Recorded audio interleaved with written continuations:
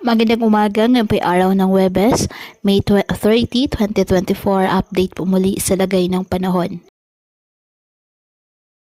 Ayon po sa Pag-asa, opisyal nang idineklara ng ahensya ang pagsisimula ng panahon ng tag-ulan o rainy season sa ating bansa. La Nina, posibleng mararanasan sa Hulyo, Agosto at Setyembre taong 2024. Sa ngayon, apektado pa rin po ng southwesterly wind flow ang western section ng ating bansa. Samantala, nasa labas na ng ating Philippine Area of Responsibility ang bagyong dating si Agon na may international name na Iwenyar. Sa ngayon, wala ng bagyo o low pressure area sa loob po ng ating Philippine Area of Responsibility.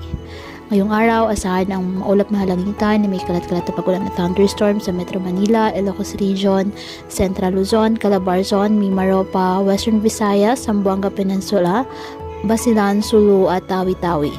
Ang Batanes at Babuyan Islands, asahan ang maulap na halangitan na may kalat-kalat na pagulan at thunderstorms dahil naman sa frontal system.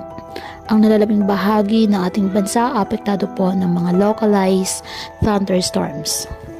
Kaya patuloy pa rin po natin na pinag-iingat ang ating mga kababayan sa banta po ng mga posibilidad ng pagbaha at pagguho ng lupa, lalo na kapag may malalakas na ulan.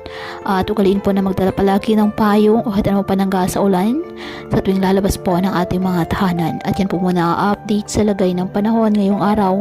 Muli, patuloy po tayo na mag-ingat at palaging tandaan, God loves you. Stay safe and God bless.